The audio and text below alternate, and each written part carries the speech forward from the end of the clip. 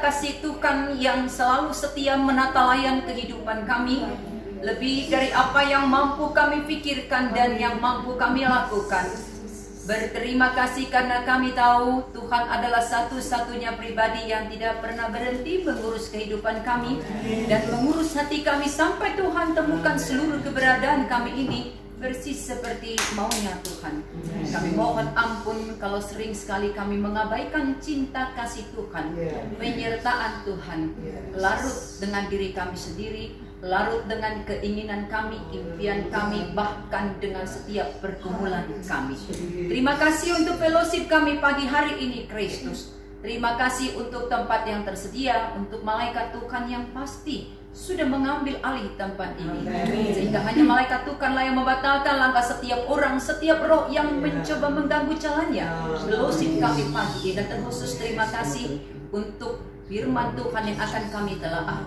Roh Kudus Tuhan yang akan menolong kami tidak hanya mendengarkan, tapi juga memahami dan menghidupi kebenaran firman Tuhan, sehingga kami menjadi orang-orang yang berdiri membawa perbedaan dimanapun Tuhan kehendaki kami hidup dan berkarya. Hambamu Kristus, dengan semua keterbatasan yang hamba miliki, hamba siap untuk Tuhan pakai.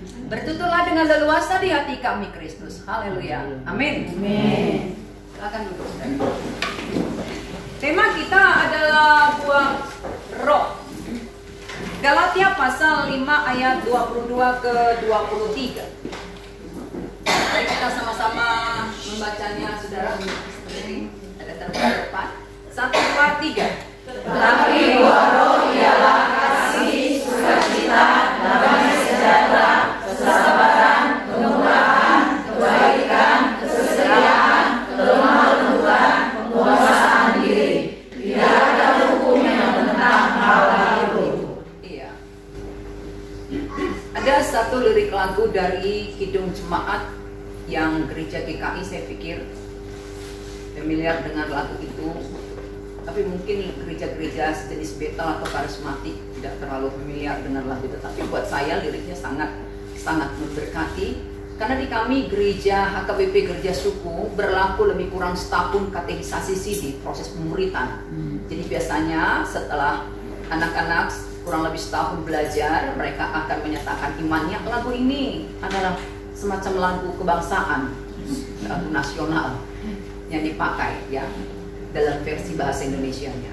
Kidung Jemaat 309, dia mengatakan begini: biar ku tumbuh di batangmu, ya pokok anggur yang benar, supaya kau hidupkan daku menjadi ranting yang segar.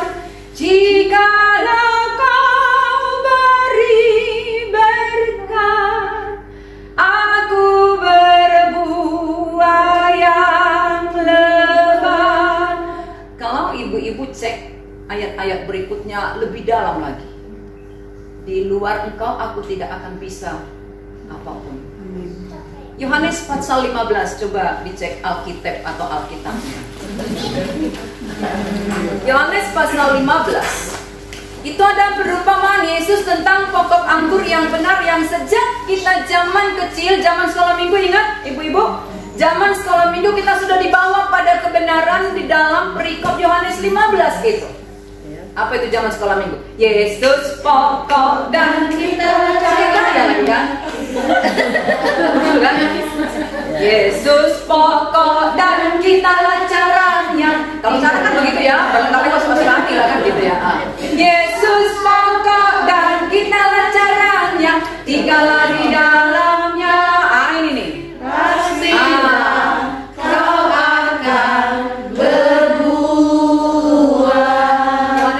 14 ayat 16 coba dibaca Ibu. 1, 2, 3. Bukan kami yang aku, tapi yang mendidik kamu, dan kamu, supaya kamu pergi dan menghasilkan buah, dan buahmu itu tetap, supaya apa yang kamu minta kepada Bapa dalam namaku diberikannya kepadamu. Iya. Tahukah saudara, kekristenan itu adalah tentang tanda kutip berbuah. Tidak sekedar mengatakan gue berakar di dalam Tuhan, gue bertumbuh di dalam Tuhan, tapi tidak menghasilkan buah. Juga tidak sekedar soal gue berbuah, tapi buahnya asam, sepat, pahit, gak enak lah untuk dimakan. Atau dia berbuah manis, tapi semua hanya untuk dirinya sendiri. Kekristenan itu adalah soal berbuah. Buah itu bisa dinikmati oleh semua orang. Amin. Memang ada buah yang tak bisa dinikmati semua, ada. Ada orang punya pohon mangga, begitu lihat mangganya udah dibungkus-bungkusnya. Dikasih tulisan, awas anjing galak.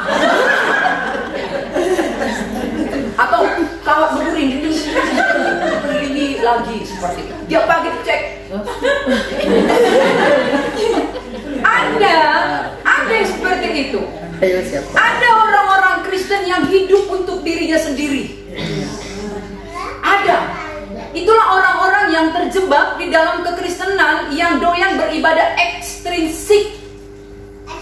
Fokusnya hanya dirinya sendiri. Pertanyaannya, ya, mengapa harus berbuah? Karena kekristenan itu bukan cuma soal percaya. Kalau bicara percaya, iblis pun percayanya. Betul kan? Percaya dia. Terus apa bedanya saudara dengan iblis? Oh, jelas ternyata. Kalau manusia bisa kesetanan, setan tak bisa ke manusia. Gitu ya? Itu kan? Itu. Apa bedanya? Iblis cuma percaya tapi tidak hidup sesuai dengan apa yang dia percayai. Makanya saya selalu katakan seperti ini, menjadi lucu saudara berani mengklaim buah Kristen tapi karakter Kristus, hidup Kristus tak ada dalam dirimu. Lucu.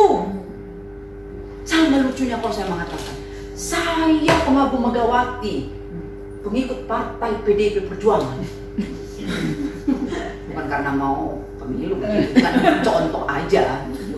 Sudah pada tahu semua dunia kan ciri khasnya PDIP Megawati apa? Merah. Kamu jelas ya banting kemana-mana ya. Kalau mau pulang anggota PDIP datang Megawati, Bandung Lautan Merah, kan begitu ya dibilangnya. Tiba-tiba saya datang pakai pink. Karena saya favoritnya pink. Atau biru karena saya favoritnya biru. Terus saya bilang, situ anggota PDIP, iya. Kok pakai pink? Saya sukanya pink. Pink. Ayo baca 1 Yohanes pasal 2 ayat 6 lagi. 1 Yohanes pasal 2, bukan Yohanes, 1 Yohanes pasal 2 ayat 6. Oke, 1, 2, 3. Siapa mengatakan bahwa dia ada di dalam dia wajib hidup sama seperti Kristus telah hidup. Bukan saya yang mengatakannya, firman Tuhan. Ada kata wajib di situ. Ada kata wajib. Sama yang Alkitab kita kan ada kata wajib. Yang namanya wajib apa? Harus. Yang namanya wajib nggak dikerjakan, ada nggak konsekuensinya? Ada yang namanya kewajiban. Tapi coba kita jujur-jujuran. Betapa kita hanya menjadi orang Kristen yang menuntut hak kepada Tuhan, hak untuk diberkati, hak untuk dijaga, hak untuk dilindungi, hak untuk dibela. Tapi kewajiban kita mengalami pertumbuhan dan menghasilkan buah. Bagaimana? Ya istilah ya, tahu sama tahu lah. Bicara tentang buah, secara biologi, buah itu adalah sesuatu yang dihasilkan oleh satu pohon sebagai bagian dari yang namanya pertumbuhan. Artinya, ketika satu pohon berbuah, maka orang akan mengatakan ini tumbuhnya baik ini. Kalau tak berbuah juga, gimana Jadi karena saya suka bertanam tanaman, setiap pagi saya sapa kembang-kembang saya. Selamat pagi, selamat pagi, selamat pagi. Kalau ada kakak sulit berbunga lah sayang. Apa sih yang kurang? Udah disiram, dikasih pupuk, disayang-sayang. Ayolah, serius. Kurang kalau ada sangga yang setiap pagi memperhatikan pendeta makan. Ngapain sih seperti itu? Tapi kenapa saya? Karena itu makhluk hidup. Dan saya sudah buktikan, saya pernah punya suplir yang sudah saya tinggal seminggu, saya pelayanan ke Papua. Ya biasalah, semua lajang di rumah, anak laki-laki. Memang sih mereka berkomitmen menyiram, tapi kurasa menyiramnya pun nggak tahu nanti. Yang satu 3 tetes, ada yang lain 1 ember penuh belebar. Saya sampai, ya ampun, suplir ini kenapa? Saya ganti potnya, saya bikin kesut-kesut tiap hari. Ayo, sekarang menghijau kembali. The power of love. Serius. Jadi obrolin, termasuk itu pasangan dan anak. Dia obrolin. Kalau sudah tidur malam-malam bisik-bisikan di telinganya, suami yang baik. Akan ada perubahan. Amin. Cepat kali mengaminkan. Iya. Jadi artinya apa? Buah sebuah pohon adalah cara untuk pohon tersebut mengalami yang namanya multiplikasi. Apa itu multiplikasi? Berkembang biak, bertambah. Dan kalau saudara baca Alkitab, hidup orang percaya itu sering digambarkan sebagai sebuah pohon. Coba cek lagi Alkitabnya, Mazmur pasal 1, ayat 1 sampai dengan ayat 3, apa dikatakan di situ? Apa dikatakan di situ? Ya, Mazmur pasal 1 ayat 1 sampai dengan 3. Ada yang sudah temukan? Ika. Iya. Ia seperti pohon yang ditanam di tepi aliran air, menghasilkan buahnya pada musimnya dan tidak layu daunnya. Apa saja yang diperbanyak? Berarti pohon aja kali ini nggak pernah layu daunnya. Ini adalah sebuah analogi. Kalau Yohanes, balik kita ke Yohanes 15, tinggal di dalam aku, terjemahan Yunaninya sebenarnya bukan itu. Ada ditambah kata menetap. Tinggal menetap, jadi nggak ngekos, nggak ngontrak, apalagi penghuni gelap tetap. Emang ada orang tersebut itu banyak kali. Giliran butuh Tuhanku, begitu dapat pergi. Jadi hanya datang berdasarkan kebutuhan. Penghuni gelap tetap. Nggak mau terdaftar dalam Tuhan. Tapi pahami, yang disebut diklaim berbuah tidak layu daunnya musim apapun tetap survive, itu hanya orang yang tinggal menetap, nggak cuma sementara di dalam Tuhan. Sudah?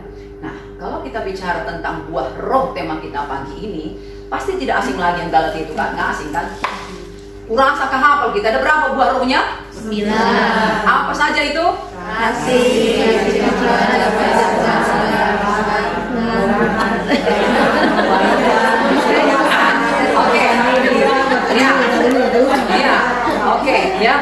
Ya. Apa yang pertama mau kita lihat ketika bicara tentang buah roh?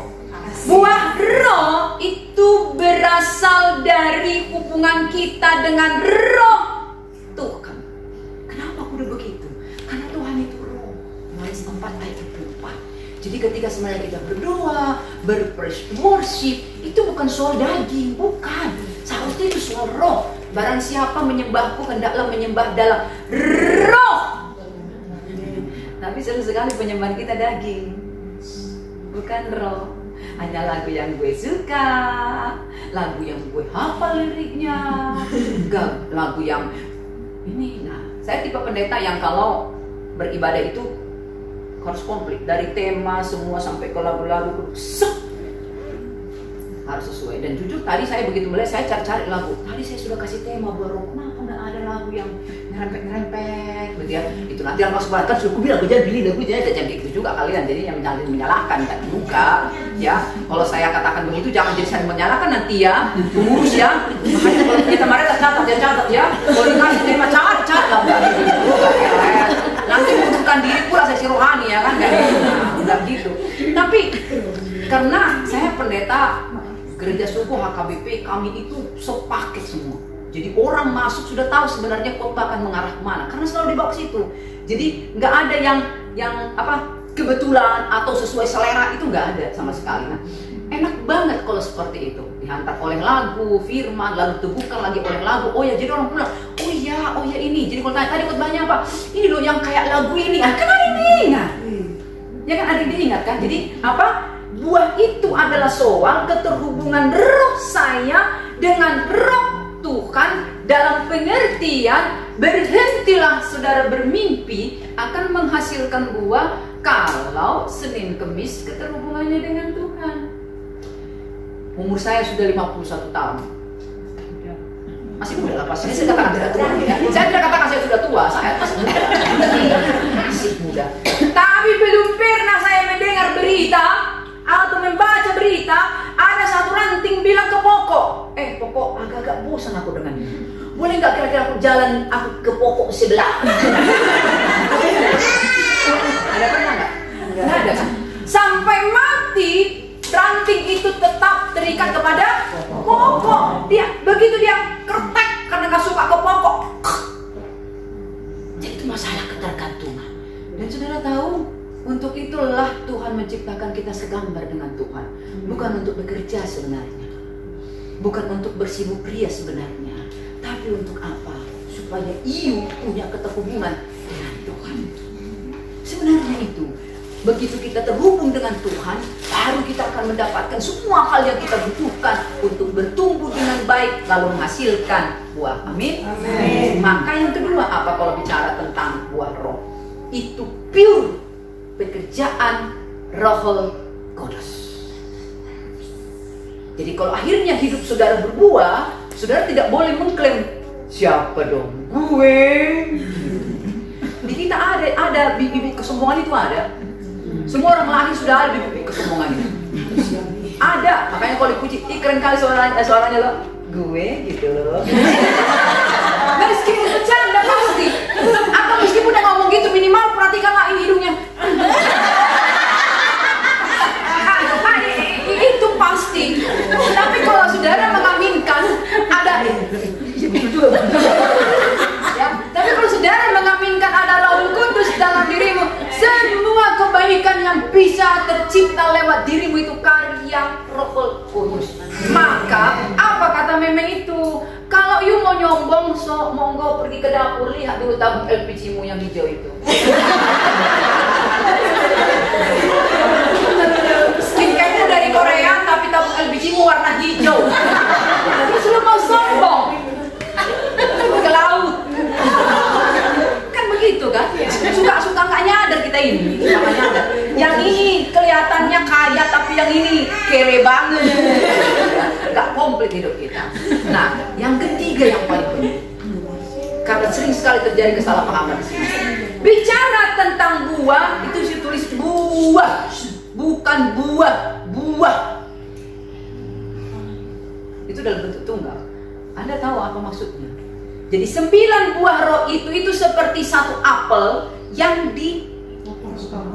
Jadi Anda tidak bisa mengatakan gue punya sukacita atau gue punya damai karena nama gue Damai Napitupulu.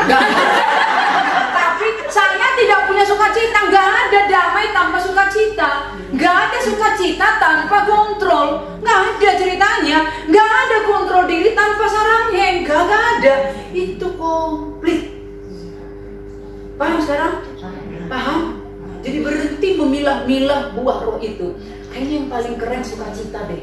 Pengendalian diri janganlah, kita kan masih manusia. Emang kapan kau nggak jadi manusia lagi? Hati-hati dengan perkataan. Kalau kita bicara kebenaran, sering sekali jemaat menjawab, ya pendeta kayak mana lah, masih manusia biasa. Dan masih hidup di dunia. Kalau sudah begitu saya bilang, emang situ kapan jadi gitu, jadi luar biasa? Emang sebelumnya nggak manusia gitu? Lah kalau lu sudah mati masuk lubang tanah, mana ada lagi gunanya firman Tuhan untuk udah selesai. Justru karena Anda masih hidup dan Anda manusia dia dianugerahi akal budi, firman terus bersuara. Sudah paham? Sekarang mari kita lihat 9 buah rohnya secara kerja. Kasih. Kasih itu bicara tentang apa? Bicara tentang apa? Ada 4 jenis kasih. Agape, apalagi?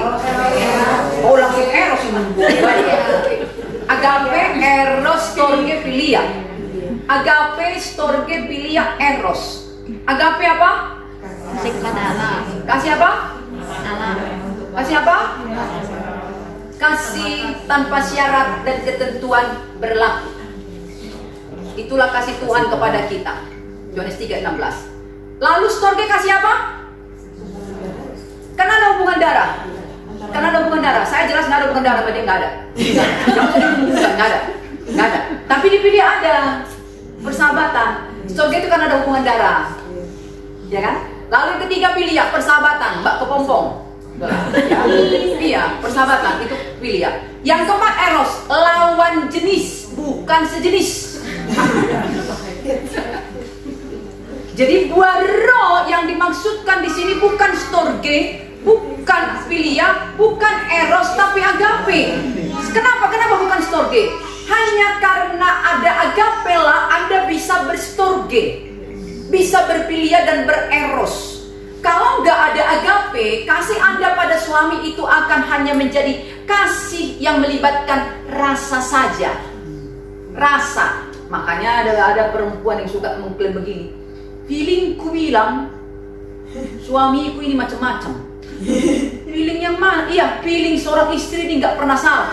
Kayak mana pula nggak pernah salah? Sudah jelas kau naturnya berdosa, terus feelingmu nggak pernah salah gitu. Ada klien saya menuntut suaminya cerai cuma berdasar pada feeling. Udah dicek WA-nya, udah dicek kesana sini, gak adanya pernah si bapak itu selingkuh. Tapi terus mengatakan feeling, dan feeling istri gak pernah salah. Berarti kau udah dapat diri sama dia ya? Dari kursus kau, gak ada dosa kau upain. Hati-hati ya, hati-hati. Karena kita ini suka baperan. Lihat suami pulang, senyumnya hilang. Kayaknya. Padahal suami pulang senyumnya hilang karena sepi, sesak pipis. Dia lupa sesak. Siapa yang tahu hal itu kan? Siapa yang tahu hal itu? Dan kalau kita bahas lebih dalam, pria itu apa? Kalau pulang anak laki-lakimu atau suamimu ke rumah, jangan langsung sapa. Kasih jeda, bikin timer 6 menit. Karena pria itu masih melayang-layang itu.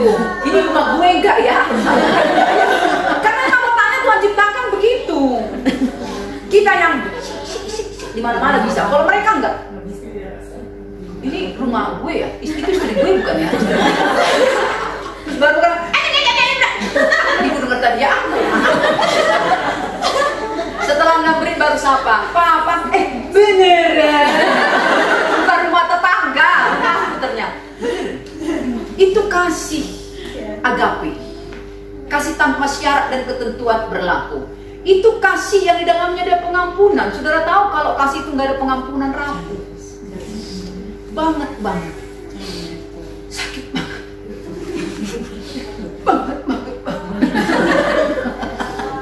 Satu kali masih kumaafkan, 2 kali juga kumaafkan, 3 kali jangan kau coba-coba.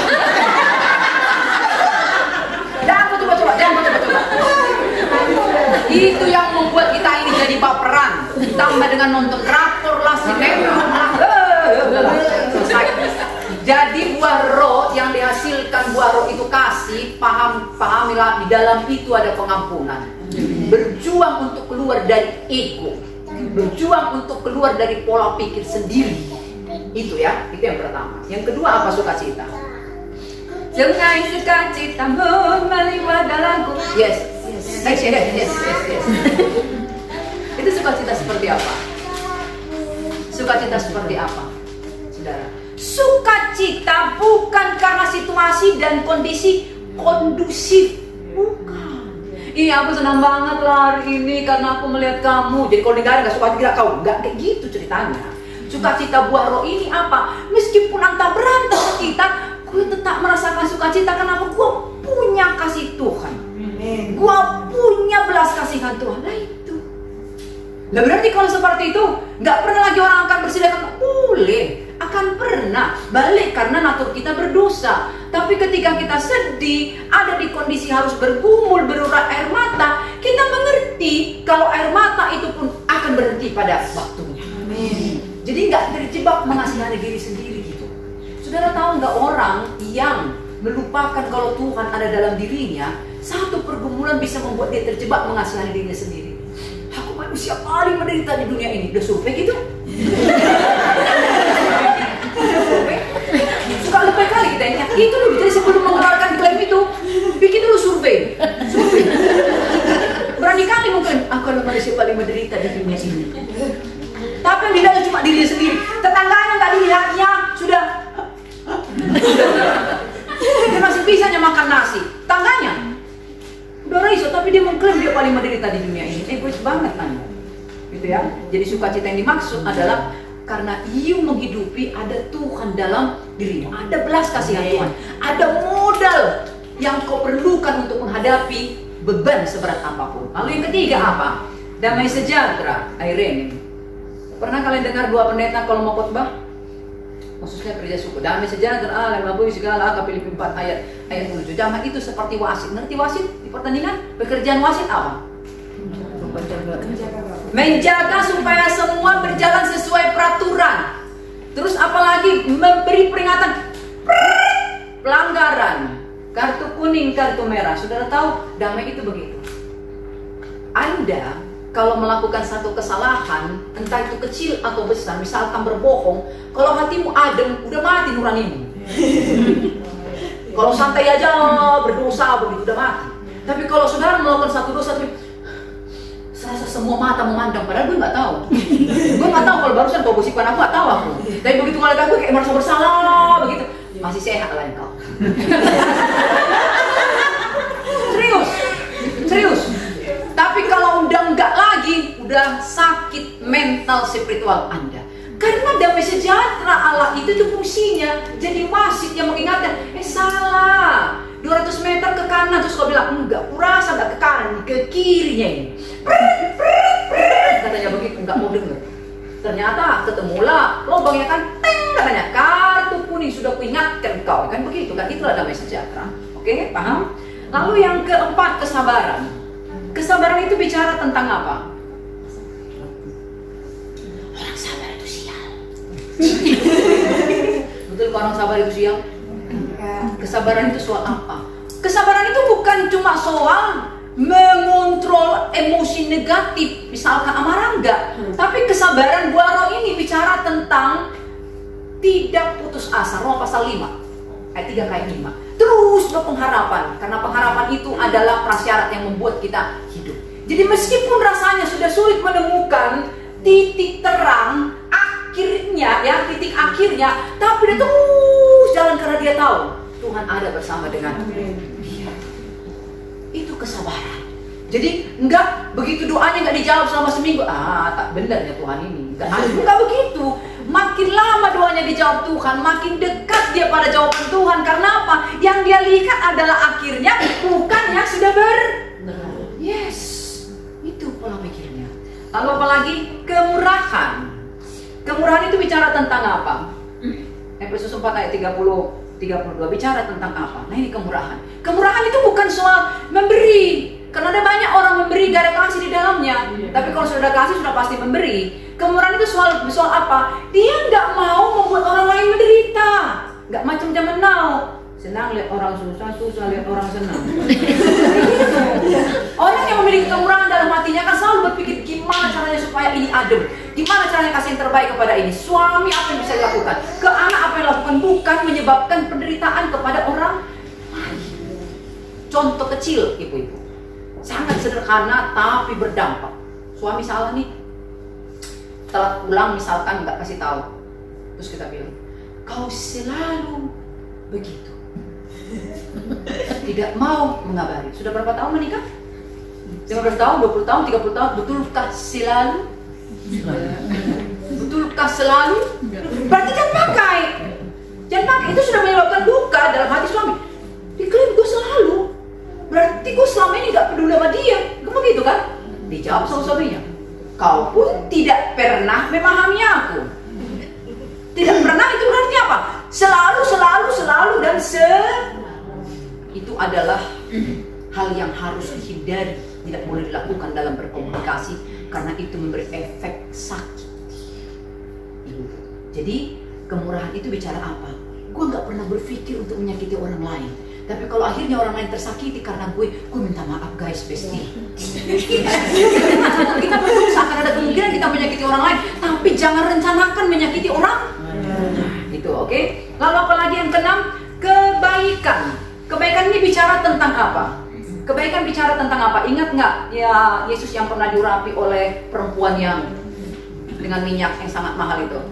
Lalu salah satu muridnya mengatakan kalau dijual itu akan bla bla bla bla bla bla bla bla. Kemurahan itu soal apa? Soal apa? Sesuatu yang kita lakukan kebaikan itu soal apa? Tepat pada waktunya pada manusia. Jadi kebaikan itu sesuatu yang membangun. Nah, di rumah pelayanan kami House of Grace, kami memiliki puji Tuhan anak-anak asuh. Nggak cuma yang kuliah, yang sekolah, juga janda atau yatim piatu, bahkan yang sakit cancer. Kami mendukung kehidupan mereka. Tapi kita punya prinsip, kalau bantuan kita tidak membuat dia menjadi lebih baik, mengalami pertumbuhan secara spiritual, kita hentikan bantuan. Karena kita nggak mau kebaikan itu akhirnya membuat dia terikat dengan kita jadi manja. Jadi kebaikan yang Tuhan maksudkan adalah yang di dalamnya ada keadilan, bukan soal 1, 2, 3 berarti 2, 2, 2 enggak. Memang dia butuh 3 ya 3. Ini butuh 4, ya 4. Itu namanya kebaikan yang adil. Sesuai porsi dan standarnya Tuhan yang mengenal kita, bukan porsi dan standar gue yang tidak kenal diri atau tidak kenal orang lain. Oke? Nah, kesetiaan ini yang paling langka sekarang. Karena kesetiaan sekarang sudah dipahami sebagai setiap tikungan ada, ya kan? Kesetiaan itu bicara tentang apa? Kesetiaan itu bicara tentang satu kata, komit. Kalau iya katakan iya, kalau tidak katakan tidak. Nah, kalau kita kaitkan ini dengan kebaikan, kesetiaan ini, maka tidak ada kebaikan dusta untuk kebaikan itu nggak ada. Karena di dalam kesetiaan itu tidak ada dusta, yang ada kejujuran. Jadi gimana lah ya kami terpaksa untuk kebaikan dia kami berdusta, nggak ada. Dusta adalah dusta, tidak ada ya. Di dalam kebaikan itu tidak ada dusta. Jadi kesetiaan itu soal apa? Komit. Dia jujur, dia kokoh, dia teguh berdiri. Bagaimanapun dunia menentang dia, dia tetap pada apa yang sudah dia imani. Nah, kelemah lembutan bicara tentang apa, ibu-ibu? Kelemah lembutan? Nggak marah-marah? Makan nakku. Tapi udah pegang pentungan. Makan. Itu kalau kelemah lembutan? Bukan. Kelemah lembutan itu apa? Kelemah lembutan itu apa? Ya. Masalah apa? Ini masalah hati. Itu kelemah lembutan. Masalah hati. Di dalamnya ada kekuatan, di dalamnya ada keberanian. Kelemah lembutan bukan hanya soal volume atau tempo suara yang nenong. Kalau orang Sunda, orang Jawa begitu, udah diinjak kakinya. Maaf mas, kaki saya keinjak. Udah dia yang saya injak, dia yang minta maaf. Coba injak kaki orang Batak, nggak ada mata kolek. Sekarang kalau saya tanya, yang mana di sini yang tergolong kelemah lembutan? Belum tentu orang Jawa itu yang lemah lembut. Belum tentu. Kalau dibilang, maaf kaki saya mas, kita bilang mati dong. Tapi si Batak ini nggak ada mata kolek. Tapi dalam hatinya nggak ada yang aneh-aneh. Nah itu ibu-ibu. Lalu yang terakhir apa? Penguasaan diri. Ini bicara tentang apa penguasaan diri? Cukupkanlah dirimu dengan apa yang ada. Berterima kasih untuk yang sudah ada, bahkan yang belum. Kalau itu sulit kali itu. Sulit kali itu. Terima kasih Tuhan untuk sebuah kalung emas yang baru 3 gram. Padahal masih 10 tahun yang akan datang mungkin akan tercapai. Kenapa sudah belajar berterima kasih supaya jangan ngiri dengan kalung si Eda. Itu namanya itu penguasaan diri. Anak pulang langsung berkata, terima kasih Tuhan untuk anakku yang sangat aktif luar biasa. Terima kasih Tuhan. Pulang rumah berantakan, terima kasih Tuhan. Rumah berantakan Tuhan, terima kasih. Bukannya jadi begini tuh pendeta. Terima kasih. Bukan, itu memberikan apa? Tubuhmu itu kesempatan mencipta endorfin, mengusir hormon stres. Karena begitu stres muncul, kekuatanmu untuk mengurus yang berantakan ini hilang. Langsung naik tensi, pusing. Mama pusing.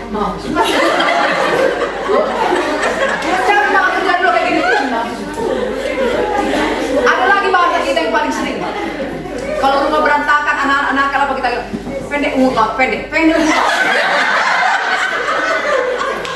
Tapi kalau bergerak kita bilang panjang kali umur mama panjang. Nambah umur mama dengan kebaikan kalian. Emang ada tertulis gitu tuh?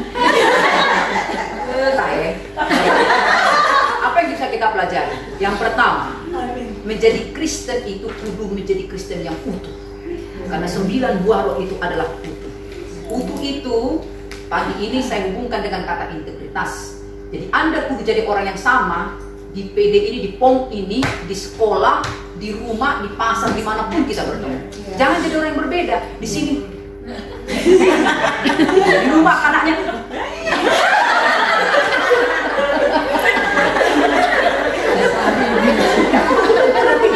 Punya integritas, kudu punya integritas, ya.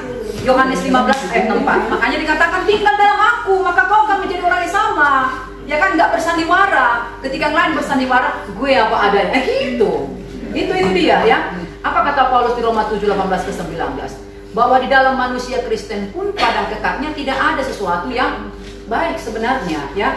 Kita ini punya kecenderungan melakukan apa yang sebenarnya tak kita inginkan, tapi justru itulah kita berjuang mengalahkan kedagingan supaya yang muncul itu adalah buah dari roh. Nah, supaya bisa punya integritas, kita menjadi orang Kristen yang utuh, manusia yang utuh, apa yang harus kita lakukan?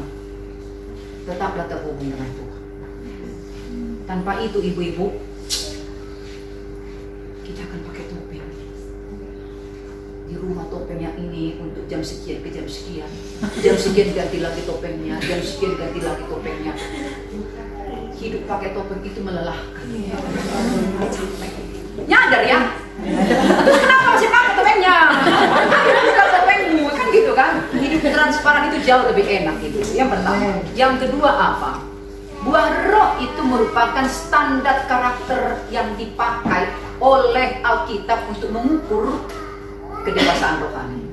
Jadi kalau saudara mengatakan gue udah dewasa secara rohani, pelayanan gue udah 30 tahun, gue aktif bahwa sekian periode ketua POM, tapi saudara mengingat dengan jelas orang-orang yang menolakmu, orang-orang yang menyakitimu, lalu kau katakan, utandai kau. Itu gak mendewasa. Yang mendewasa itu seperti apa? Gue ingat yang menyakiti gue, tapi gue jadi tertawa ketika mengingat dia. Lucu kali lah, aku rasa waktu dulu kau sakiti aku, bener-bener lah, baper kali waktu itu, bener-bener lah. Kau masih ingat waktu itu apa kau katakan? Jadi lucu. Itu dari lucu, yang itu yang benar-benar mengalami kedewasaan rohani. Oke, ya. Lalu yang terakhir apa, ibu-ibu? Yang terakhir apa? Khususnya sebagai perempuan, karena kita ini tiang doa. Pernah saudara berpikir kenapa Tuhan menciptakan Anda sebagai perempuan bukan laki-laki? Kenapa? Kenapa? Karena Tuhan punya bukan cuma rancangan yang indah dalam dirimu untuk hidupmu, tapi Tuhan anugerahkan kau dengan potensi yang luar biasa, jauh lebih besar sebenarnya dari laki-laki. Makanya dijadikan penolong. Nggak mungkin penolong lemah kan? Makanya dari tulang rusuk yang materinya jauh lebih kuat kan? Maka keluarlah dari prinsip dunia ini, perempuan lemah. Bukan perempuan lemah Anda perempuan kuat. Yang lemah itu pria, debu. Selesai. Makanya Anda perlu jaga-jaga debu ini supaya tidak kemana-mana. Anda kuat karena Anda diciptakan dari tulang rusuk. Dan yang terpenting dari semua itu apa? Ada roh Tuhan dalam diri Anda. Dan karena ada roh Tuhan dalam diri Anda selalu punya alasan untuk survive. Anda punya alasan untuk maju tak gentar. Pantang mundur. Si manjunta itu. Maju tak gentar. Ya. Maka berdirilah sebagai seorang perempuan teguh. Ini artinya jempolan. Jangan mau menjadi perempuan yang tapi empuk. Jempolan, karena memang Tuhan ciptakan dirimu menjadi jempolan. Maka bertumbuhlah, teruslah nikmati apa yang kau butuhkan untuk bertumbuh dan menghasilkan buah di dalam dan bersama dengan Tuhan. Amin. Kita berdoa. Bapak, terima kasih Tuhan ingatkan kami pagi ini supaya kami menjadi orang-orang yang tidak saja berakar, tidak saja bertumbuh, tapi menghasilkan buah yang sesuai dengan kehendak Tuhan. Buah yang membawa kemuliaan bagi nama Tuhan. Buah yang membuat orang-orang melihat Engkau bergerak keluar dari dalam diri kami. Terima kasih Engkau ciptakan kami menjadi seorang perempuan empuk, sempola, penolong. Begitu banyak tugas dan tanggung jawab kami ya Kristus. Double. Tapi ajaibnya adalah Engkau berikan roh-Mu di dalam diri kami. Itu yang membuat kami hidup. Itu yang membuat kami kuat. Berilah kami kepekaan supaya kami peka dengan kegerakan roh Tuhan dalam diri kami, agar kami selalu menjadi perempuan, menjadi istri, menjadi ibu yang bergerak persis seperti Tuhan menggerakkan kami. Terima kasih Kristus. Lawatlah kehidupan, rumah tangga, rumah tinggal, bahkan pribadi setiap ibu yang hadir pada saat ini Kristus. Engkau tambah-tambahkan di mereka hal-hal yang belum mereka miliki. Cabut dan ambil setiap hal-hal yang tidak berkenan di hati Tuhan, supaya setiap hari mereka dibaharui menjadi orang-orang yang lebih baik dan lebih baik. Hamba-Mu sudah melakukan apa yang menjadi bagian hamba. Saatnya mundur. Hamba boleh semakin kecil, direndahkan, dilupakan orang pun tidak mengapa, asal Tuhan yang sudah memberitakan termeterai di hati yang mendengarkannya. Haleluya. Amin. Kasih sukacita